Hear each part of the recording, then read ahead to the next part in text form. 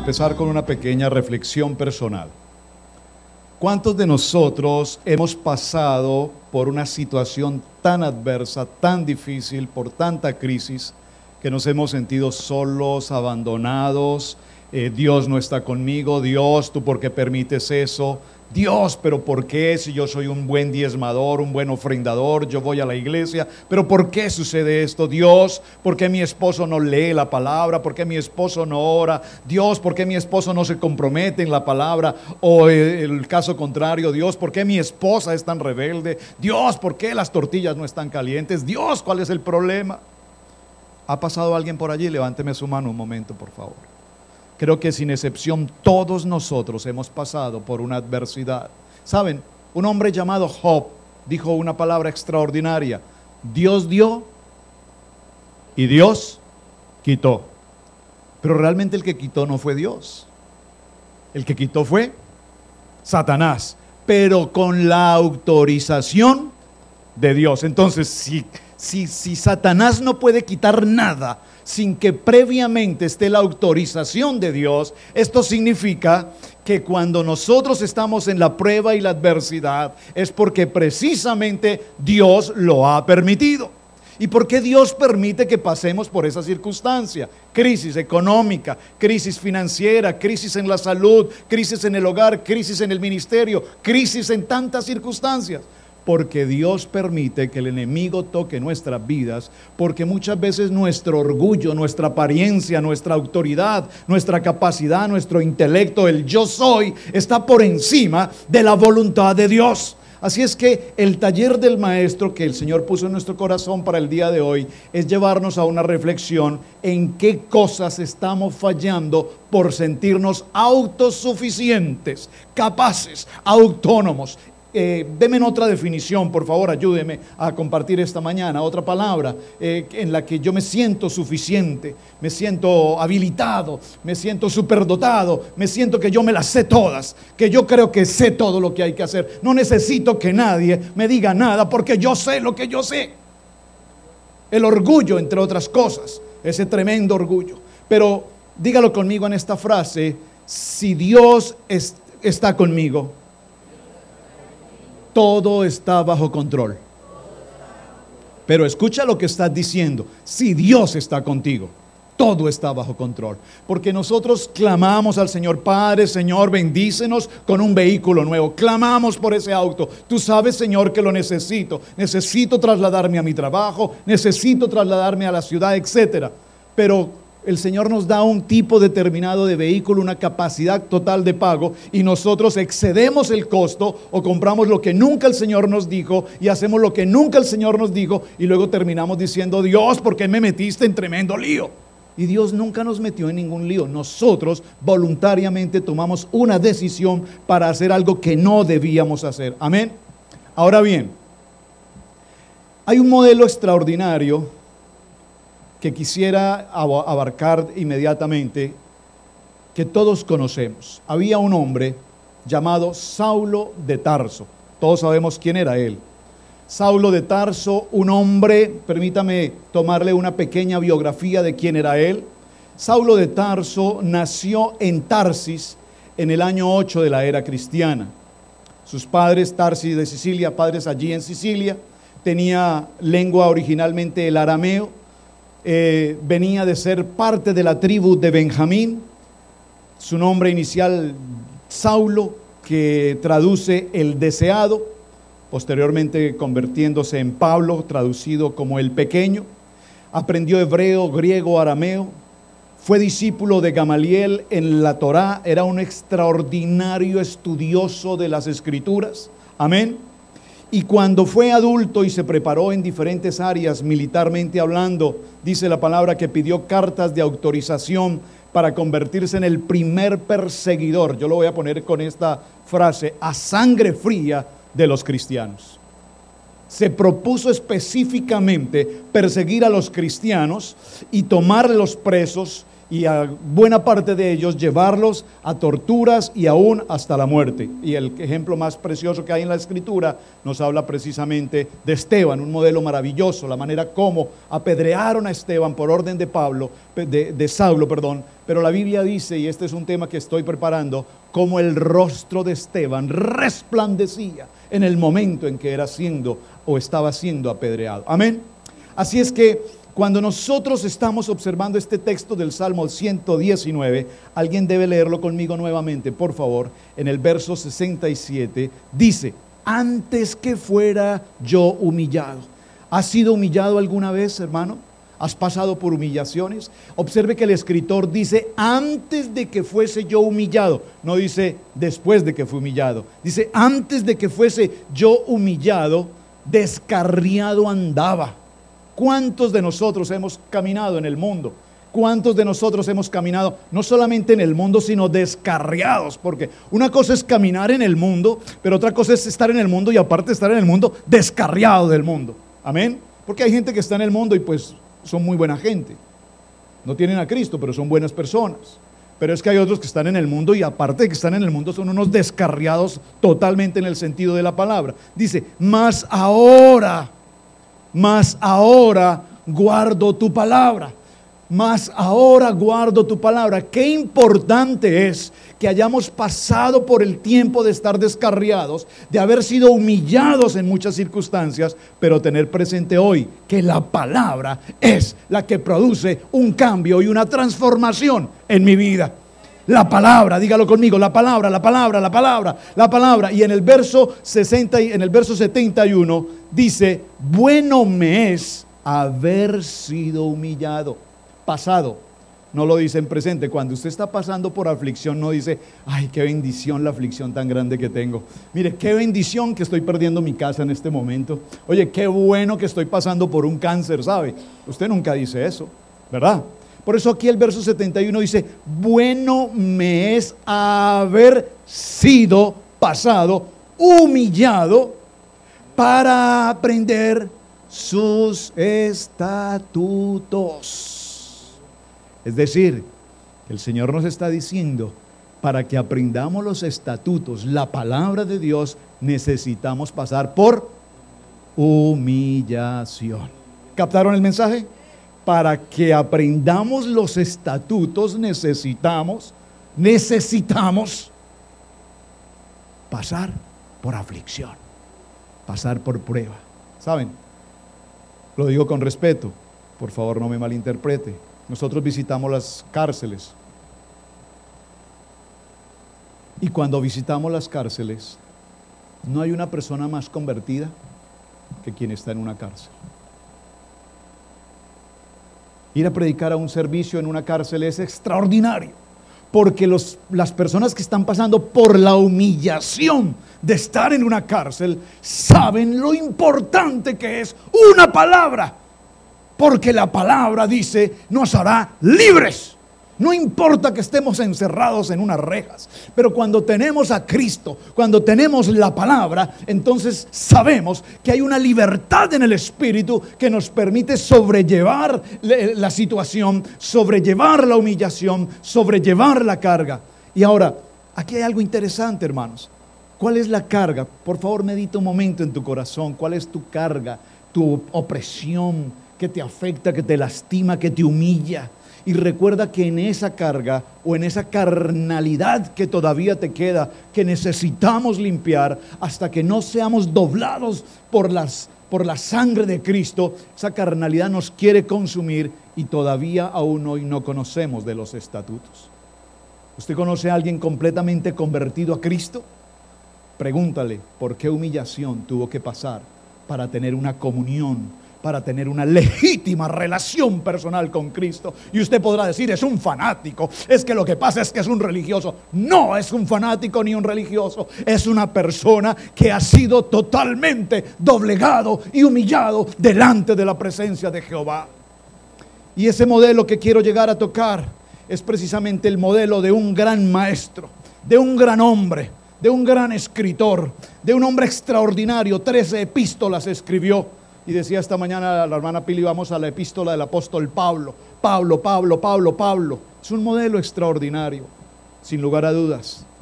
Pero Pablo nos va a mostrar de qué manera su vida fue humillada y quién era Pablo en el taller del maestro. Acompáñeme por favor al libro de Gálatas, en el capítulo 1. Libro de Gálatas, en el capítulo 1. Saulo, usted conoce la historia, dice el libro de los Hechos, caminando por el camino de Damasco. ¿Qué pasó con Saulo? Tuvo un encuentro personal con Cristo, amén. Y al tener ese encuentro personal con Cristo, usted conoce la historia, cayó de su caballo, perdió los ojos, perdió la vista, etcétera, pero tuvo una relación personal con Cristo. ¿Por qué me persigues?, le dice el Señor. Yo no te persigo, Señor, ¿quién eres tú? Y allí vemos cómo el Señor le predica directamente el evangelio a Saulo, que pasa a ser de Saulo, pasa a ser Pablo, amén. Gálatas capítulo 1 lo tienen. Y por favor observen lo que escribe Pablo. Voy a ir en 7 pasos breves del taller del maestro por el cual necesitamos pasar, especialmente cuando venimos a los pies de Cristo. Y esta palabra que estoy compartiendo hoy, por favor, la he aplicado primero a mi vida para saber lo que estoy expresando en esta mañana. El Gálatas capítulo 1 dice así, lea conmigo. Pablo, observen despacio, entendiendo, Pablo, apóstol, no de hombres, ni por hombre, sino por Jesucristo y por Dios el Padre, que lo resucitó de los muertos, y todos los hermanos que están conmigo a la iglesia de Galacia. Gracia y paz sea a vosotros, de Dios el Padre y de nuestro Señor Jesucristo, el cual se dio a sí mismo por nuestros pecados para librarnos del presente siglo malo, con variedad cuando esté presente, conforme a la autoridad que el Señor me ha dado para edificación y no para destrucción. Por favor, observa lo primero que Pablo escribe. Yo soy apóstol no por nombramiento del concilio. Yo soy apóstol no nombrado por el instituto bíblico. Yo soy apóstol no nombrado por el apóstol, profeta o pastor tal. Yo soy apóstol nombrado ¿por quién? Por Jesucristo, directamente. Yo pertenezco a la alta alcurnia de la jerarquía celestial. Y cuando nosotros vemos a muchos hombres que empiezan su trabajo ministerial, y me incluyo allí, pasé por este río, nosotros salimos preparados de un instituto con un título puesto en la pared diciendo que después de nosotros no había quien pudiese conocer más de la palabra o tuviese mejor revelación que la nuestra, porque habíamos ocupado lugares de privilegio en la graduación teológica de la escuela. Y aquí vemos a un Pablo diciendo: yo soy apóstol no nombrado por hombres, sino por Jesucristo y por Dios el Padre, que lo resucitó de los muertos. Denota la expresión de Gálatas en Pablo a un hombre orgulloso, a un hombre autosuficiente, a un hombre que considera que su nombramiento apostólico es por encima de cualquier apóstol, profeta, pastor o maestro o evangelista de la época. ¿Está conmigo? En esta historia que estamos leyendo, acompáñeme allí mismo en Gálatas 2, en el capítulo 6, y vamos a leer del 6 al verso 9, dice Pablo: y reconociendo la gracia que me había sido dada, Jacobo, Cefas y Juan, que eran considerados como columnas, nos dieron a mí y a Bernabé la diestra en señal de compromiso, para que nosotros fuésemos a los gentiles y ellos a la circuncisión. Solamente nos pidieron que nos acordáramos de los pobres, lo cual también procuré con diligencia. Pablo muestra una gran seguridad en el ministerio, pero Pablo no respeta los ministerios de las demás personas. Pablo considera que él es la máxima expresión del apostolado hasta ese momento, y que después de él no hay otro reconocimiento más importante que el que él tiene. Amén. Observen que aquí esto es muy interesante. Hablo a este grupo porque veo que hay un grupo de personas extremadamente jóvenes. Pero ¿cuánto nos cuesta reconocer los ministerios de hombres de mayor edad. Estoy hablando de hombres de 70, 80 años, que han pasado una eternidad siendo ministros de congregaciones, en misiones, etc. Y cuando nosotros los vemos ancianos decrépitos, lentos, fríos, sin ninguna revelación y sin ninguna importancia. Y lo primero que quiero decirte en esta mañana, iglesia, es: tenemos que aprender a reconocer un ministerio. Tenemos que aprender a reconocer a un ministro, porque la enseñanza que vamos a estar desarrollando en esta mañana nos va a llevar a que ahora necesitamos ser formados y madurar en el ministerio. ¿Saben? Hemos tenido oportunidad de reunirnos con algunos pastores en estos días, y cuando nos sentamos a conversar con ellos, ya podemos notar en ellos el paso de los años. Cuando me refiero al paso de los años, no estoy hablando de mis canas. Cuando hablo de los años, estoy hablando de la gran madurez con la que hablan. Ya no es importante ser la iglesia más grande del sector, ya no es importante ser el pastor más reconocido de la ciudad, ya no es importante otras cosas interesantes del ministerio. Lo más importante cuando nosotros venimos a Cristo Jesús no es ser el protagonista de quién hace más en el salón, sino ser los ministros que tenemos la humillación delante de Dios y que somos reconocidos por nuestra nobleza, por nuestra integridad y por nuestra relación personal con Cristo. Entonces hoy, cuando hablamos con pastores que llevamos años en el ministerio, 20, 30 años, encontramos qué importante es, más que una iglesia gigante, tener el valor de reconocer que hemos fallado, tener el valor de reconocer que nos hemos equivocado, tener el valor de reconocer cuán importante es nuestro ministerio, familia primero, la primera iglesia que el Señor me entregó antes que las ovejas. Qué importante cuando hoy me siento con pastores y escucho testimonios lamentables, donde sus hijos se descarriaron, donde sus hijos se fueron del ministerio, donde sus hijos no participan en la obra, porque como pastores ocupamos primero el lugar de la casa en Cristo y descuidamos el primer lugar de nuestra familia pastoral. Pero ¿esto cómo se logra? Esto se logra en la medida en que entremos al taller del maestro y veamos qué sucede.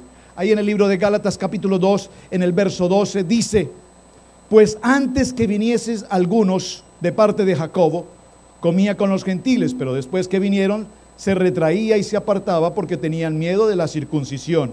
Y en su simulación participaban también los otros judíos, de tal manera que aún Bernabé fue también arrastrado por la hipocresía de ellos. Pero cuando vi que no andaban rectamente conforme a la verdad del evangelio, dije a Pedro, por favor escuche y subraye si puedes esta frase, dije a Pedro, delante de todos: si tú, siendo judío vives como los gentiles y no como judío, ¿por qué obligas a los gentiles a judaizar? Permítame expresar brevemente este verso, es extraordinario lo que pasa aquí. Pablo enfrenta a Pedro y le dice a Pedro: si tú eres judío, ¿por qué estás exigiéndole a la gente a judaizarte? ¿Por qué no los dejas pensar, ser como ellos son? Y aquí nos muestra personas, yo no sé si usted ha escuchado esta frase alguna vez de alguien. Mire, hermano, yo no tengo pelos en la boca para decirle a la gente la verdad en su cara, porque el ministerio que el Señor me dio es el ministerio de la exhortación. Y perdóname, el ministerio de exhortación no es el ministerio de insultación ni de regañación. Por favor, no lo confunda, porque es que hay gente que se cree muy honesta y muy espiritual, hablándole a los hermanos de manera brusca, arbitraria, agresiva, para humillarlos. ¿Usted qué se cree, hermano? En esta iglesia yo llevo 10 años, yo soy el más antiguo en esta iglesia. ¿Usted qué está pensando? ¿Que viene a mandarnos a nosotros? Humíllese, hermano. Humildad. Pablo, en su primer año de ministerio, estaba frente al apóstol Pedro, perdón, en ese momento no era el apóstol, sí, el apóstol Pedro, y ya lo enfrentó y lo criticó y le dice: no, tú fuiste apóstol nombrado, yo no sé, yo soy nombrado por Jesucristo directamente. Y él tomaba alas en el ministerio. ¿Cuántas veces nos ha pasado, pastores, cuando nos reunimos con otros ministerios? ¿Cuánta gente tienes? ¿De qué concilio eres? ¿De qué denominación vienes? ¿En qué instituto te graduaste? ¿Cuántos años de experiencia tienes algún grado de liberación? Yo soy 8º grado en liberación, cinturón negro. y nos sentimos que somos superestrellas. Aquí está viviendo el apóstol Pablo precisamente esta situación. Amén. Ahora bien, dice la palabra, muy claro lo dice la palabra en Mateo 18, 1, 5. El que corrige a su hermano en privado, gana a su hermano.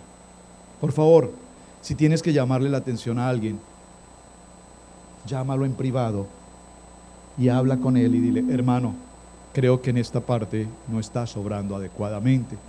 Y corrígelo en privado con una palabra de Dios, no con tu pensamiento ni con tu cultura, porque para nosotros en Colombia no es algo malo, para ustedes en México sí lo puede ser. Estoy hablando incluso en el vocabulario. Lo que para ustedes en México no es ninguna barbaridad, para nosotros es una horrorosidad. Por lo tanto, si le vas a corregir, corrígele en la palabra y no le corrijas en la cultura, porque mientras ustedes comen chile, nosotros también aprendimos a comer chile.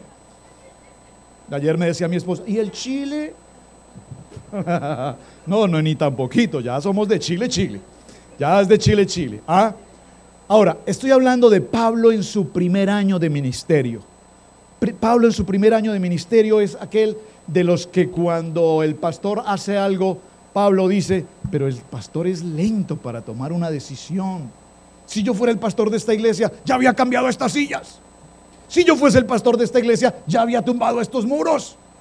Recuerdo no hace un año atrás, tal vez 2, vino una persona a nuestra congregación y trajo incluso a un hombre de la calle, no sé de dónde lo consiguió, con una maceta, y lo trajo aquí y le dijo: pastor, estos muros hay que tumbarlos, necesitamos el púlpito más amplio. Y le dijo al hombre: tira esos muros, yo te autorizo. Y le dije: un momento.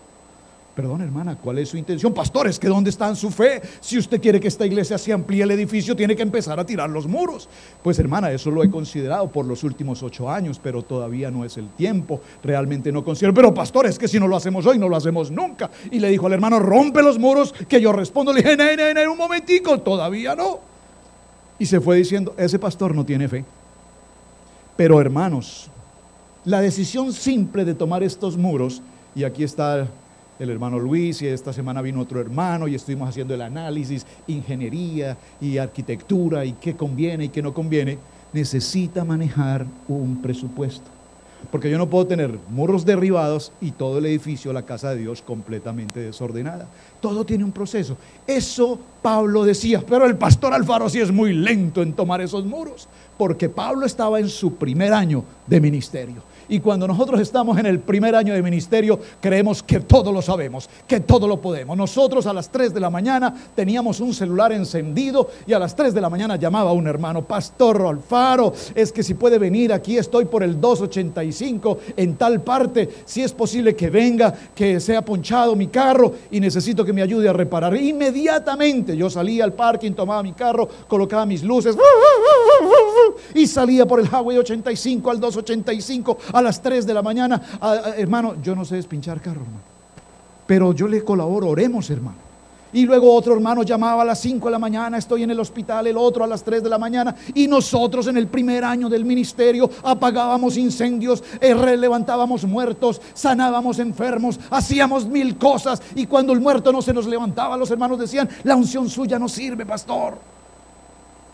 En el primer año del ministerio somos valientes. En el primer año del ministerio queremos avanzar. En el primer año del ministerio tenemos una visión, un sueño, un poder extraordinario por hacer las cosas. Y cuando las cosas no salen como creemos que deberían salir, empezamos a sentirnos un poco mal.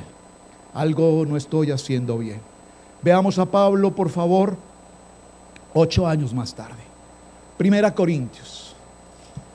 8 años después, eso es para nosotros, hermana Pil. 8 años después, en la ciudad de Cherryville, después de haber iniciado esta obra, 8 años después. Primer libro de Corintios, en el capítulo 15, en el verso 9. Primer libro de Corintios, a Corintios, capítulo 15, verso 9 dice, primer libro a Corintios 15, 9 dice: porque yo, dice Pablo, escúchame qué dice Pablo 8 años después, dice: porque yo soy el más pequeño de los apóstoles, que no soy digno de ser llamado apóstol. porque perseguía la iglesia de Dios. Pero por la gracia de Dios soy lo que soy. Dígalo conmigo, la gracia. Y su gracia no ha sido en vano para conmigo. Antes he trabajado más que todos ellos, pero no yo, sino la gracia de Dios conmigo. Porque o sea yo, o sean ellos, así predicamos y así habéis creído. Qué cosa tan extraordinaria, caballero. 8 años después, Pablo reconoce que él no es el superapóstol, que él no es el que viene del concilio celestial con nombramiento celestial. 8 años después, Pablo entiende, después de que ha pasado por prisiones, naufragios, apedreamientos, golpeos, calumnias, críticas, humillaciones, escasez, tropiezos, lo mordió la serpiente, etcétera, etcétera, etcétera. ¿Alguien está aquí? Diga, yo también estoy pasando o he pasado por allí. Y si tú ya has pasado por esas circunstancias, 8 años después el apóstol Pablo dice algo tan extraordinario. Repítalo conmigo: porque yo soy el más pequeño de los apóstoles. Como quisiera que esta palabra le llegara a unos cuantos apóstoles del teleevangelio que tenemos hoy, donde se presumen de ser los apóstoles de apóstoles de apóstoles, y estamos en una apostatitis impresionante y todos hoy son apóstoles. Tengo amigos que fueron nombrados en el ministerio hace 2 o 3 años. Cuando los saludé felicitándoles, le dije: qué bendición que estés ahora sirviendo en el trabajo más extraordinario que has conseguido, servir al Señor. Es un privilegio. Te felicito, ahora eres un pastor. Ahora me los cruzo en las reuniones 3 años, apenas 3 años después, y ya sus tarjetas no son pastorales, ahora sus tarjetas son apostólicas. Ahora soy apóstol nombrado por el concilio de la Florida, nombrado por el concilio de Georgia, ahora soy nombrado por el concilio de Washington, ahora pertenezco al concilio tal y ahora soy apóstol.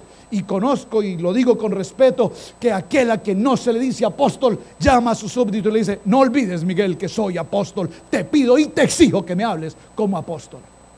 Apóstol no es un título. Pablo, 8 años después de pasar el proceso del ministerio, dice: ni siquiera soy digno de que me llamen apóstol. Soy el más pequeño entre todos.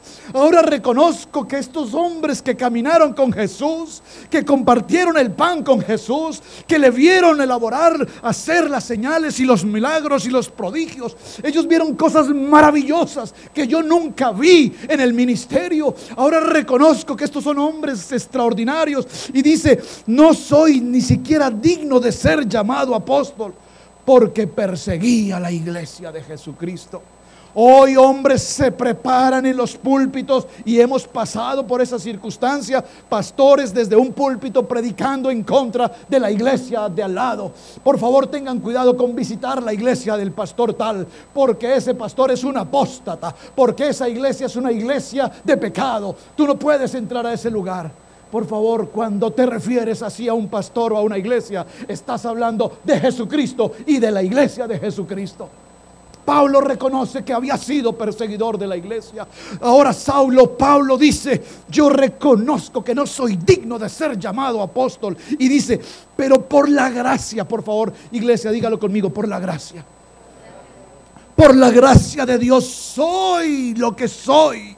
Y su gracia no ha sido en vano para conmigo. Antes trabajamos más que todos ellos, pero yo, sin la gracia de Dios conmigo, nada sería. Porque sea yo o sean ellos, ¿qué pasa? Predicamos y así habéis creído. Sea nombrado, sea del instituto, sea del teólogo, sea el que habla hebreo o arameo. Si no lo habla, no se preocupe. Si Dios te va a usar en el ministerio, por su gracia Dios te va a usar, y por su gracia tú serás efectivo en el llamamiento para el cual Dios te escogió. Pastor, ¿usted habla hebreo y arameo y griego? Bueno, la verdad no, pero doblo rodillas todos los días. No es importante que leas hebreo, arameo o griego, gloria a Dios si lo haces, pero es más importante aquel anciano de años que ha pasado la experiencia de los años en el ministerio y hoy se puede acercar y decirme: hijo, permíteme enseñarte, porque la experiencia de los años me ha mostrado cuán importante es dirigir una iglesia en las rodillas y no en tus sueños y en tus metas, porque tal vez tus sueños y tus metas sean egocéntricas y las rodillas le pertenecen a Jesús.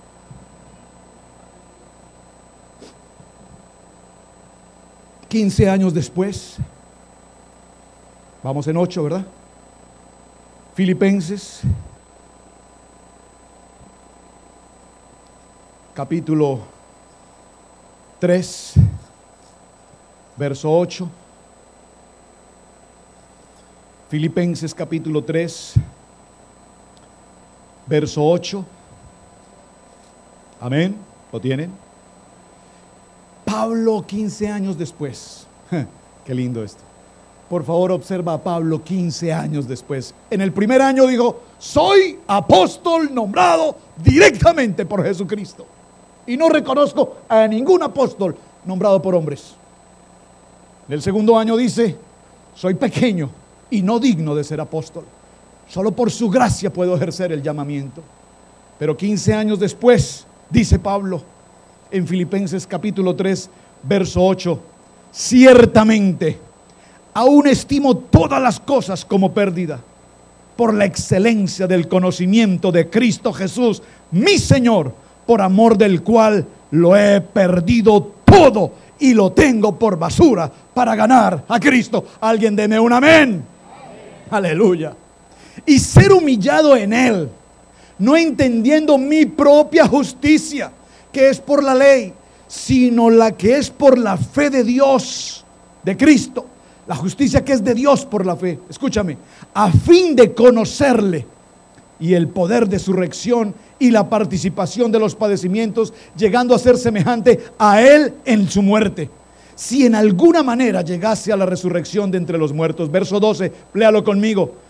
No que lo haya alcanzado ya, ni que ya sea perfecto, sino que dice que prosigo por ver si logro asir aquello para la cual fui también asido por Cristo Jesús. Hermanos, yo mismo no pretendo haberlo ya alcanzado, pero una cosa hago, olvidando ciertamente lo que queda atrás y extendiéndome a lo que está adelante, prosigo a la meta, al premio, al supremo llamamiento de Dios en Cristo Jesús. ¿Sabe, hermano? En este tiempo, 15 años después, el apóstol Pablo todo lo que tiene lo considera basura. ¿Sabe? Cuando nosotros en este edificio, en esta congregación, cuando empezamos la obra hace 12 años en la iglesia, en nuestra casa, con algunos hermanos que aún ya están aquí presentes, y 3 familias empezábamos, y se asedió la policía, no pueden predicar en las casas, y salimos a los parques, y la policía nos perseguía en los parques, y ahora salíamos a la derecha y teníamos un vehículo de la policía a la derecha, salíamos a la izquierda, el vehículo de la policía a la izquierda, luego no sabíamos cómo salir y colocaban un vehículo a la derecha y otro a la izquierda. Pero la cosa es que el pastor Alfaro no sale el domingo de la mañana. Teníamos que bloquearle la salida. Es impresionante lo que les estoy mencionando. En este pueblo no se había visto gente hispana. A veces entrábamos a un restaurante y la gente trataba de tocarnos. ¿Serán de carne? ¿Serán de hueso? ¿Cómo serán? Porque qué lindos son. Me vieron y dijeron: qué belleza. Se ve bello ese pastor. Pero la policía nos perseguía y no podíamos estar en un parque ni en el otro. Así es que enviábamos a un grupo a un parque y luego nos íbamos con otro a otro parque, y los policías tenían que buscar la manera de buscarnos. Pero en todo este proceso, hermanos, en todo este proceso, el Señor nos fue enseñando cómo doblar rodillas para tener un lugar propio donde congregarnos. La hermana Pili marcó nuestras rodillas a todos los varones de la iglesia. Los que están aquí recuerdan, nos marcó las rodillas con un lapicero, con un marcador, nos colocó una cita bíblica, recuérdame. Jeremías 33:3 en una y en la otra. Eran 2 citas. Isaías 61. Isaías 65. Y salíamos a las esquinas de las ciudades a orar y a clamar por lo que debíamos tener, porque la única manera de permanecer en esta ciudad era tener un lugar propio. Y es una historia inmensa, no puedo compartirla ahora todo, pero estamos en un lugar propio por la gracia de Dios, por la gracia de Dios, porque el Señor sabía que de no tener un lugar donde establecernos, no podría una comunidad hispana estar en este sitio. Y los mismos oficiales de policía que nos perseguían bajo orden de autoridad del policía, el chief, el sheriff, el alcalde, hay que sacar a estos hispanos. Ellos mismos, Dios los usó por su gracia para que ellos mismos entraran a esta puerta, izaran la bandera de los Estados Unidos, inauguraran oficialmente el edificio y nos dieran la bienvenida a esta tierra. Hemos tenido que pasar por ese proceso. Y cuando pasamos por ese proceso, hermanos, déjenme regresar en mi testimonio personal al primer año de Pablo. Cuando vine en el primer año, yo decía: oh Señor, yo quiero una iglesia, 5,000, 6,000 gentes estaría bien. Dios, está bien. Un grupo de alabanza gigante con coro, lo quiero así. Yo lo diseñé, es más, hice el plano, tengo el plano del edificio que construí. Y el Señor me decía, un bofetón en mi cara, y me decía: ni es en la ciudad donde tú dices, ni es del tamaño que tú dices, sino es en el lugar a donde yo te llevo y del tamaño que yo quiero. Hoy viví una experiencia extraordinaria esta mañana con ustedes, hermanos. ¿Dónde están tus ojos de fe? Saben, vemos las sillas tan vacías cada domingo que decidimos recoger las sillas, pastores, para que no se vea tan vacío. Porque algunos tienen silla propia ya al final, atrás. 10 años ahí, entonces quitémosle la silla, a ver, la volvió a colocar. Está titulada propiedad de finca raíz, escritura. Pero él mismo, que marcó la silla, y lo estoy mirando, salió y me dijo: pastor, saquemos las sillas. Necesitamos sacar las sillas. Y vinieron los chicos, qué cosa, esta mañana viví una experiencia linda. Sacamos sillas y completamos. Y contaron, y más o menos estos y los otros. Y entonces el mismo hermano dijo: pero saquemos otro poquito. ¿Qué tal que alguien venga hoy? Y llegaron los hermanos. Algo grande está haciendo Dios. Es la gracia de Dios. No es mi intención, no es mi fuerza, no es mi capacidad. Es lo que Dios está haciendo. Y ahora yo puedo decir: todo lo estimo por basura, por amor de mi nombre, por el amor al nombre de Cristo Jesús. Ya no es importante lo económico, ya no es importante lo financiero, no es importante el reconocimiento público, los títulos. Entonces, empezando en esta historia, cuando ya teníamos la iglesia en el proceso de establecimiento, un hermano muy querido se acercó y me dijo: pastor, mi esposa y yo hemos tomado la decisión de retirarnos de la iglesia. Oh, hermano, eso fue un shock a mi corazón, impresionante. Era mi primera experiencia en este lugar, aquí. Quedé paralizado. Me dio la chiripiorca, usted sabe qué es eso. Y de pronto el hermano me dice: lo único que lamento de irme, pastor, y me preocupa, es que sin mis diezmos la iglesia no va a subsistir.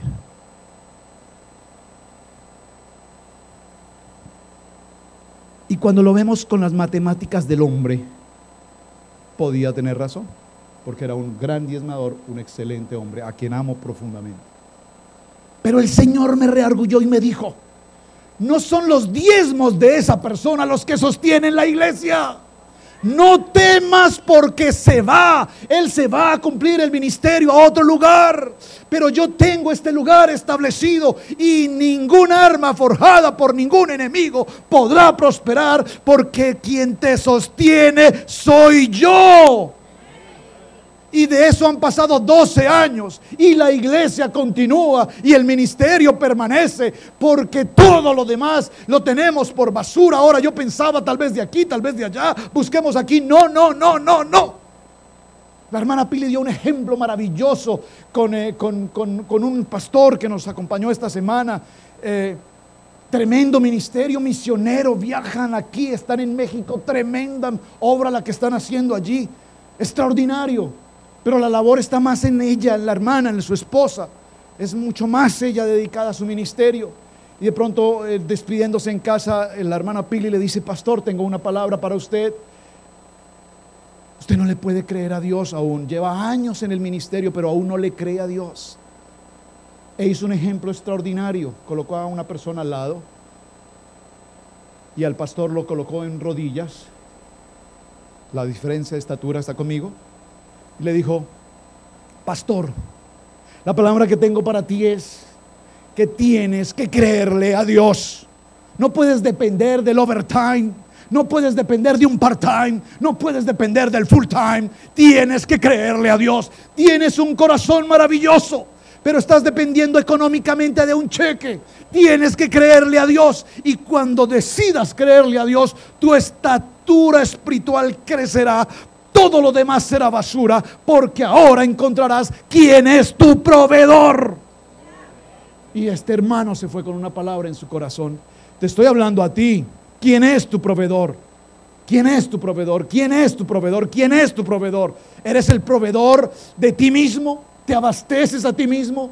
¿Te ocupas de ti mismo? ¿O estás esperando que Dios provea sobre tu vida? Y déjame decirlo por testimonio, mis hermanos en la casa lo saben. Hemos sido provistos por la provisión del cielo. Hemos pasado momentos de adversidad, de crisis, de dificultad, pero hemos visto la mano de Dios obrando a nuestro alrededor. Dígalo conmigo: soy el menor entre los hermanos. Vamos a Primera de Timoteo, ya estamos cerrando. Primera de Timoteo, en el capítulo 15. Primer libro de Timoteo, capítulo 15. Esto estoy hablando lo que Pablo escribió, amén, en sus epístolas. Primera de Timoteo, en el capítulo 15. Primera de Timoteo, en el capítulo 1, perdón. 1:15.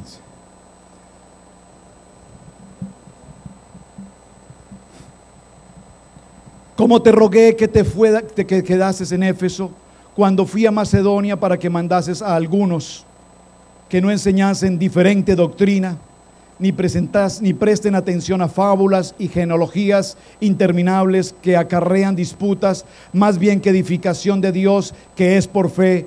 Así te encargo ahora. Sí, perdón, versículo 3-4 leí. Amén. Amén, ¿lo tienen? En esta porción de Timoteo, 17 años después, Pablo nos está exhortando a conocer y a prepararnos y a enfocarnos en la palabra, a enfocarnos con mayor calidad en el conocimiento de la palabra. No prestes atención a fábulas ni a genealogías interminables que acarrean disputas, más bien que edificación de Dios que es por fe. Así te encargo ahora. Saben, es impresionante hoy escuchar ministerios o escuchar predicaciones donde lo que se enseña son fábulas o se enseñan cualquier tipo de doctrinas, pero no se le enseña a la gente la palabra. A la gente no se le habla del pecado. El pecado es pecado y el pecado tiene consecuencias. Hace unos días nos visitaba un pastor y me dijo esta palabra: sabes, pastor, no te preocupes que la iglesia no crezca y no haya un número grande en personas. Yo sé que eso te afana. Dije, bueno, hermano, es que fui a un evento en Orlando hace unos años, a un tremendo ministerio que aprecio y respeto muchísimo, y recibí una palabra tremenda. Ese ministerio me llenó. Fui por una palabra. Le dije a este apóstol, pastor, necesito que vengo por una palabra. Y me dijo, hay una palabra para ti. Y esa noche, cuando predicó y soltó la palabra, me dio una palabra que fue mi primer palabra hace 25 años. Y me dijo, Roberto, a ti te digo, esfuérzate, sé valiente, no temas ni desmayes, porque yo estaré contigo a donde quiera que vayas. ¿Qué palabra me dio? La que me dio hace 25 años, con la que nací en el ministerio. Pero ese día esa palabra penetró a mi corazón y me dijo, ve ahora de regreso a Carolina del Norte. Y cuando regreses a Carolina del Norte, carruajes vendrán hacia tu casa, carruajes vendrán hacia tu iglesia, y el crecimiento que vas a ver es sobrenatural como nunca antes. En Carolina del Norte se hablará de la iglesia cristiana integral. Y a esa palabra, ¿tú qué dices? ¡Oh, aleluya, amén! hasta te caes. Regresamos con esa palabra. Y esa semana se desocupó la iglesia. Y yo decía, ¿qué pasó, Señor? ¿Qué pasó, Señor? Esa no fue la palabra que me diste. 17 años después el Señor me dice, no permitas convertir tu púlpito en fábulas y en historias. Porque cuando predicas el pecado a la gente no le gusta. Cuando predicas la palabra a la gente no le gusta. La gente quiere que le den un evangelio bonito, agradable, sencillo, suave. Y cuando nosotros llamamos a la iglesia a un tiempo de ayuno, a un tiempo de clamor, a un tiempo de intercesión, a la gente no le gusta ayunar. El ayuno de Daniel, pastora, ¿qué es eso? Olvídese. Yo el ayuno de Daniel, yo no entiendo qué es eso. Eso yo nunca lo he visto y yo eso no me lo como. Bueno, no hagas el de Daniel, haz el de Abraham. Pero yo nunca he oído de Abraham, pero él también ayunó. Haga el que sea, pero ayune. Nos cuesta entrar en el proceso con Dios. Nos cuesta entrar en la presencia del Señor. Nos cuesta creer lo que Dios va a hacer en este lugar. Y aquí cada familia tiene una promesa de Dios. Y aquí cada familia tiene una palabra de Dios. Pero la gente se distrae y se van de lugar en lugar buscando la mejor historia, el parqueadero más cómodo, el edificio con mejor aire acondicionado, la mejor estacionamiento. Por favor, busca una palabra que ministre a tu vida. Busca una palabra que ministre a tus hijos. Busca una palabra que ministre a tu hogar. Busca una palabra que ministre a tu esposo, a tu esposa. Busca una palabra que te levante espiritualmente en la fe, en el reconocimiento de la cruz y la sangre de Cristo sobre tu vida. Iglesias de 60,000 personas y entrevistan al pastor. ¿Y usted qué opina del homosexualismo, del lesbianismo? En eso yo como pastor no me involucro. La vida personal de cada quien es personal y por lo tanto yo en eso no juzgo. Pero tiene 60,000 personas. Pero si viene a la iglesia del pastor Alfaro y aquí escucha que eso es pecado, esa iglesia no sirve. ¿Está conmigo? Y el pecado es pecado. Grande, pequeño o mediano es pecado. Por lo tanto, Pablo aquí en 17 años después dice, por favor que la gente no se distraiga con cuentos, con historias, que la gente se meta a la doctrina, que la gente lea la palabra, que la gente viva la predicación, que la gente conozca que Cristo estuvo, que Cristo caminó, que Cristo estuvo entre nosotros, que Cristo dio una palabra que dice, que la palabra que nos daba la pastora esta mañana, rama fructífera eres tú, que Cristo nos dio una palabra que dice que somos más que vencedores, que aunque venga la tribulación, ni la muerte, ni lo alto, ni lo profundo, ni aquí, ni allá, dice la palabra, nada me podrá separar del amor de Cristo. Dice el Señor, yo no he venido a traer paz, yo he venido a traer ¿qué? Espada, porque los peores enemigos que pueden haber para ti son los de tu propia familia, dice el Señor. ¿Qué palabra tan extraordinaria? En Romanos 8:28, soy más que vencedor en Cristo. Dice el Señor, si todo lo que hacen, lo hacen conmigo, que soy el árbol verde y me quieren quemar, ¿cuánto más harás contigo, que eres una rama seca? ¿Cuánto más querrán hacer contigo, que eres una rama seca? 17 años después, Pablo espera que la gente realmente se comprometa con el estudio de la palabra. Por favor, alguien levánteme su mano un momento y diga conmigo, yo tomo la cruz de Cristo y sigo el camino del Señor. Ven en pos de mí, dice el Señor. Toma tu cruz y sígueme. Y el libro de Juan capítulo 8, verso 31-32 dice, conoceréis la verdad y la verdad os hará libres. ¿Cuál es la verdad de esta palabra? Cristo le dice a quién, a sus discípulos, le dice, hey muchachos, ustedes van a conocer la verdad y la verdad los hará libres. Dice, pero nosotros conocemos la verdad, Jesús. Nosotros conocemos la palabra que tú nos estás dando. Nosotros sabemos que tú has sido enviado por el Padre. Nosotros sabemos que tú eres el Hijo de Dios. Y Jesús les dice, no. Ustedes conocerán la verdad y la verdad los hará libres. ¿A qué verdad se refiere? Jesús se refiere a una verdad en la cruz. ustedes conocerán que yo soy el Hijo de Dios, que yo fui a la cruz del Calvario, que en esa cruz derramé hasta la última gota de mi sangre y que en esa cruz voy a morir por el pecado de la humanidad, pero como Hijo de Dios venceré a la muerte y resucitaré para cumplir el propósito de mi Padre. Esa es la verdad que tú tienes que conocer hoy en Cristo Jesús. Alguien deme un amén. Alguien tiene que saber hoy que Cristo pagó un precio en la cruz, que somos lavados por la sangre de Cristo, que nosotros no somos cristianos por venir un domingo a una iglesia, dar unas palmas o presentar una ofrenda, hacer un acto ritual religioso de una mesa. No, eso no es la iglesia de Jesucristo. La iglesia de Jesucristo es el llamamiento que Él ha hecho a su gente, a sus hijos, para que nosotros reconozcamos a un Padre, para que reconozcamos el precio que se pagó en una cruz y para que nuestro ministerio, el llamamiento que tenemos, no sea un llamamiento de orgullo, de pedancia, de creernos más que los demás, porque si hay una palabra que podemos valorar en el ministerio, dígalo conmigo, se llama humildad. Y permítame cerrar con esto.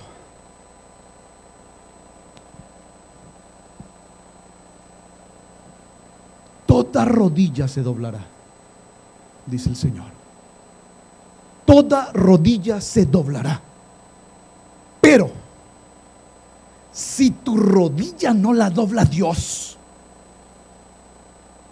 por favor, no me malinterprete lo que voy a decir. Si tu rodilla no la dobla Dios, la doblará el diablo. Pastor, ¿qué está usted diciendo? Escúchame. Cuando tú doblas la rodilla, porque reconoces al Padre y sabes que sin el Padre y la voluntad del Padre nada se puede hacer, entonces Dios tendrá que usar al mismo diablo para doblar tu rodilla. Y Job dijo: Dios dio y Dios quitó, porque Job reconoció que había venido sobre él toda la tragedia humana, pero sabía que su gloria y su adoración eran para Jehová. Y sabemos usted y yo por la palabra que el que quitó no fue Dios, el que quitó fue el diablo. Y si el diablo tiene que quitarte tu casa, tu carro, tu economía, tu salud, tu esposa, tus hijos, y doblar tu rodilla hasta que tú reconozcas que la gloria le pertenece a él, entonces tendrá que pasar. Porque la gente no dobla rodillas para reconocer a Cristo hasta que no pasan por la enfermedad, por la crisis, por la angustia, por la queja, por el trauma. Dígalo Costa Rica, que los vi todos de rodillas, con el respeto de mis hermanos, porque ahí hay hombres cristianos que doblaron rodilla. Ahí está, ¿cómo se llama el arquero? Ese muchacho Navas, un hombre cristiano, les dijo: mientras yo esté en ese arco, yo no lo voy a poder hacer, pero doblen rodillas. Y aún los que no son cristianos, todos doblaron rodillas, porque cuando nosotros sabemos que la única manera de alcanzar la gloria y de alcanzar la voluntad de Dios es doblando rodillas, entonces veremos la gloria de Dios sobre nuestras casas, sobre nuestras finanzas, sobre nuestros hogares, sobre nuestras crisis, y ninguna arma forjada por el enemigo nos podrá tocar. Estemos en pie un momento, por favor. ¿Saben? La palabra dice en Jeremías 23:19 que su palabra es como martillo que quiebra la roca. Amén. Mira, hermanos, hay gentes en la iglesia de Jesucristo que no soportan que alguien los mire mal. O no me saludó. Me voy de la iglesia porque la pastora no me saludó hoy. No me cae bien, no me simpatiza. ¿Saben? En el mundo soportaron aflicción, en el mundo soportaron críticas y en el mundo las vencieron. ¿Cuánto más las vamos a poder vencer en Cristo Jesús? Si hay una diferencia con tu hermano, arregla la diferencia con tu hermano. Si hay una diferencia con tu pastor, arregla la diferencia con tu pastor. Si hay una diferencia en tu familia, en tu hogar, arregla la diferencia con tu familia, en tu hogar. Porque en Cristo Jesús Él nos ha dado las armas suficientes para que seamos luz y para que nosotros podamos vivir, dice la palabra, en abundancia. En abundancia, porque el Señor dijo: en el mundo tendréis aflicción. Pero ¿qué dice la palabra? Pero, aquí hay un pero no te preocupes, yo he vencido al mundo. Yo he vencido al mundo. Por favor, Pastora Patricia, hermana Pili aquí, Pastora Patricia acá, Pastor Juan David acá. Iglesia, al frente. Somos dos parejas pastorales. Yo no conozco al pastor Juan David, a la pastora Patricia. Hoy es el primer momento en que los veo, pero no necesito conocer su biografía como leímos la de Pablo, Saulo ahora, para conocer el corazón que tiene y el llamamiento que Dios les ha dado. No necesito leer una biografía y escuchar de sus labios para saber que han pasado por momentos difíciles en el ministerio, que han pasado por el primer año donde todos lo sabían, que han pasado por el 8º año donde reconocían ser pequeños, aunque al pastor David le cuesta un poco ser pequeño. Han pasado 15 años donde podemos ver en ellos el afán porque la iglesia reciba la palabra. Y han pasado varios años en que prácticamente todo lo del mundo está por basura, porque lo importante es el amor por Cristo. Ahora le hablo a la iglesia. ¿Quiénes de ustedes, hermanos, hoy están pasando por la prueba, la adversidad, la crisis, la dificultad? Aún en los años en el Evangelio, y están pasando por esa necesidad. Vamos a hacer 3, 4 conmigo.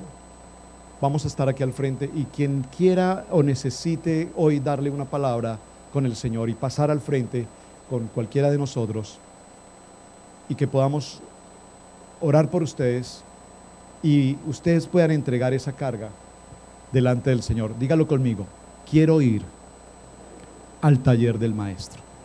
Y cuando yo voy al taller del maestro, el diablo te puede partir en 1000 pedazos.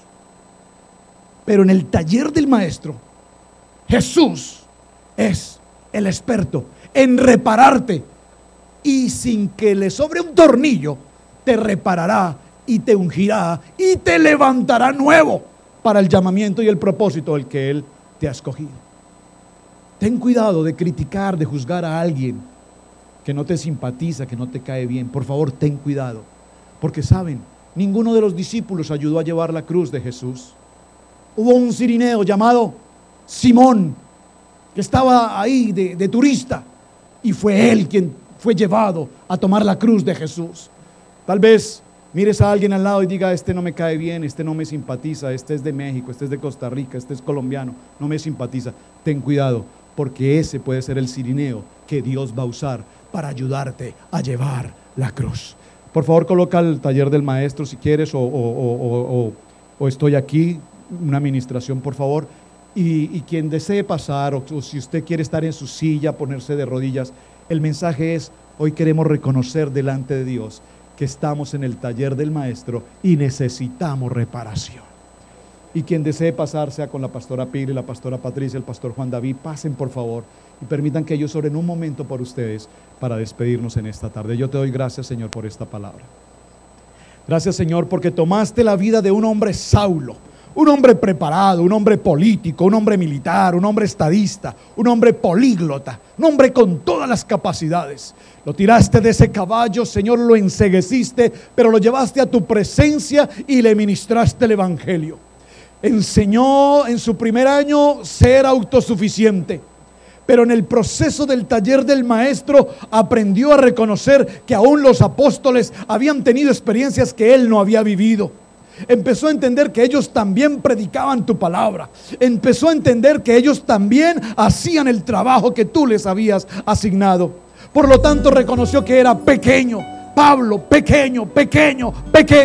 Y hoy yo reconozco delante de ti, Señor, que así somos todos, pequeños, que no necesitamos títulos apostólicos o títulos que el hombre nos dé para que nuestro ministerio camine en el propósito que tú has determinado. Pueden estar pasando los hermanos que gusten, por favor pasen. Los pastores van a estar ministrando una palabra para ustedes.